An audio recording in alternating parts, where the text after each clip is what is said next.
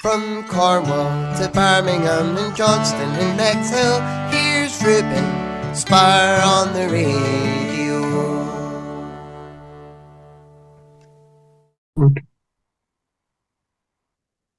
Hello to Elephant Ears. How are you today?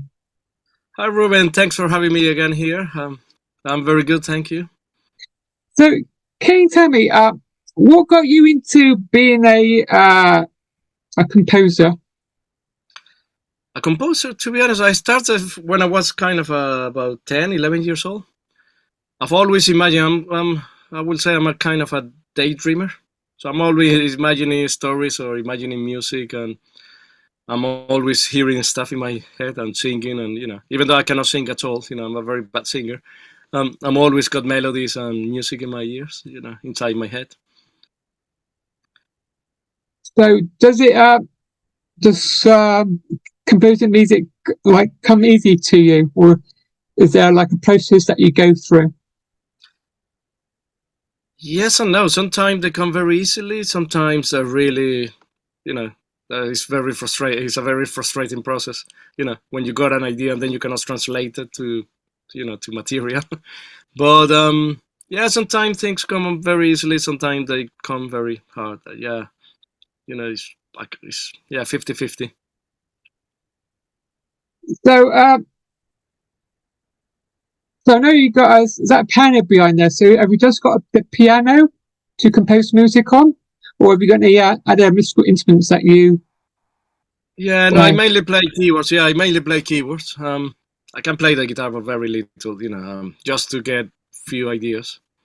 But yes, I mainly use the piano and my keyboard, and I like experimenting with sound as well. I like a lot going to the sound design side of music. So I play a lot with synthesizers and things like that to make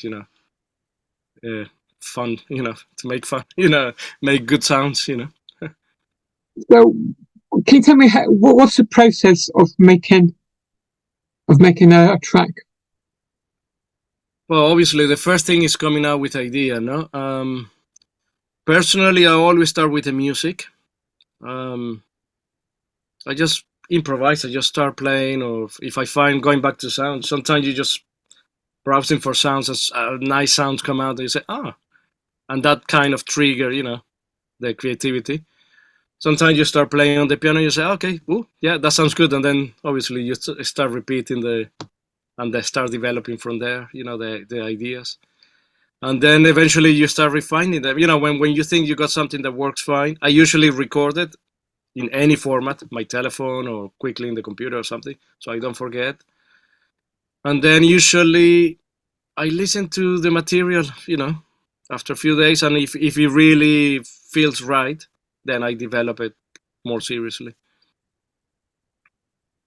So does it take long to write and then make the track, like, yes, out there in the world? Yes, it does. For me, it takes time.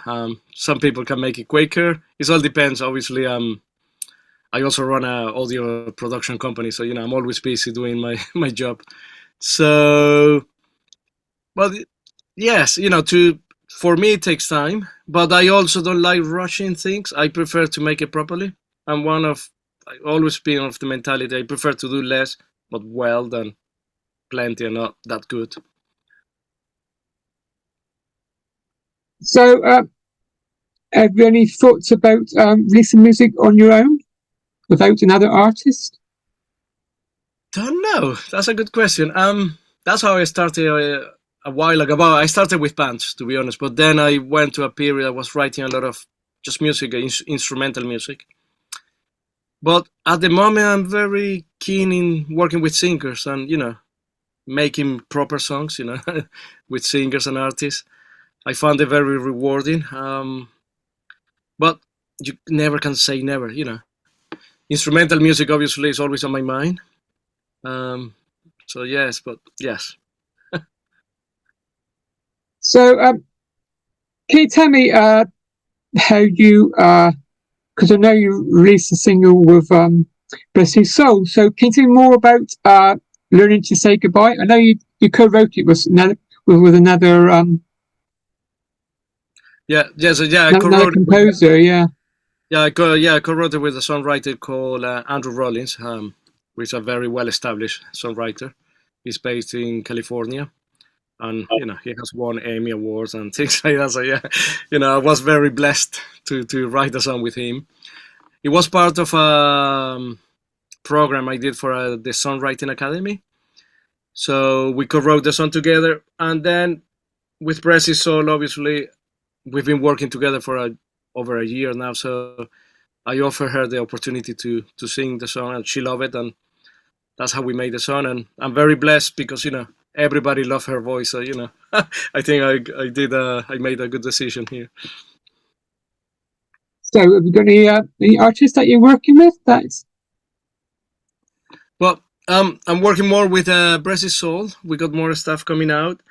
I'm also making a song. Actually, I was working 2 days ago with a friend of mine, a co-writer called Lundström.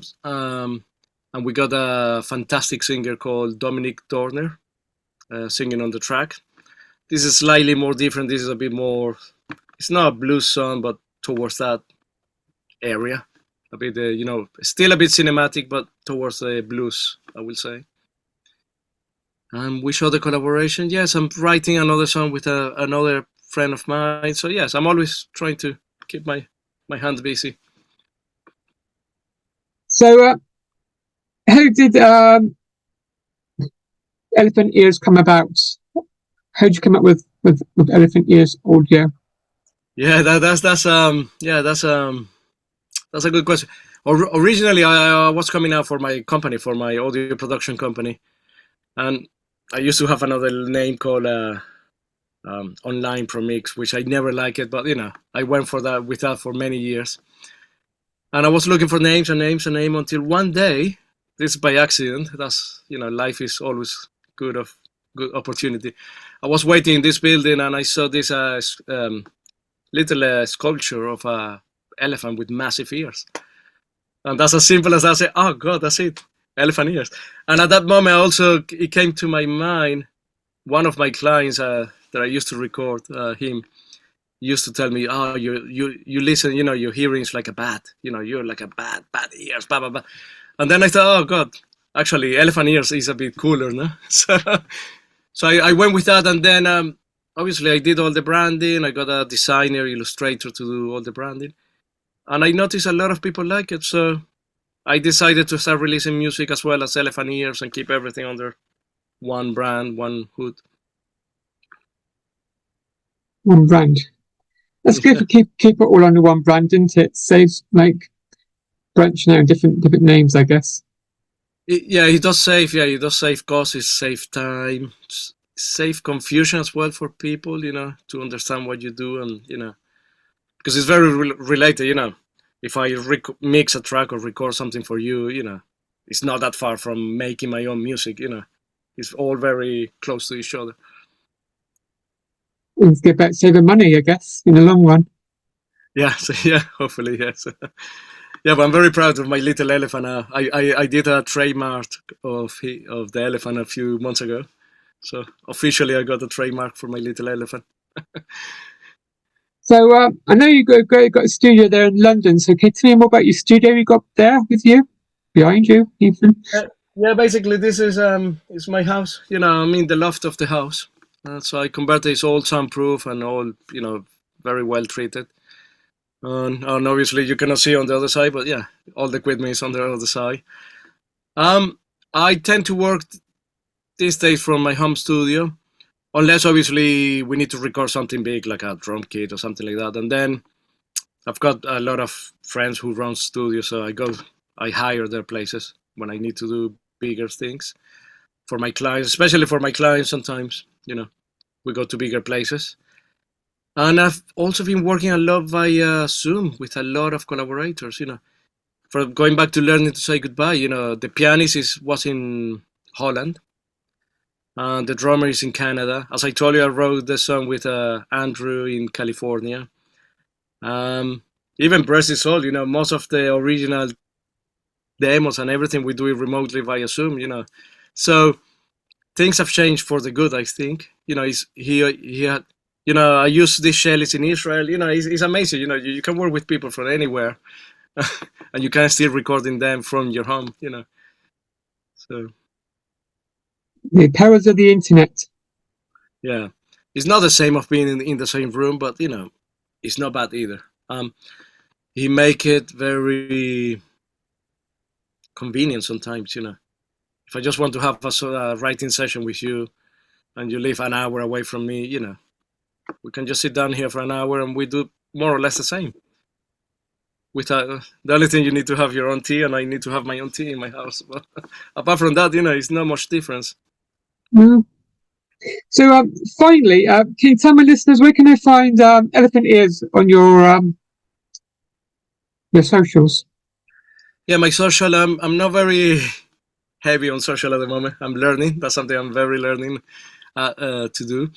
But yes, I'm in Instagram and Facebook, and it's elephant underscore ears underscore audio, or my website elephantears.co.uk.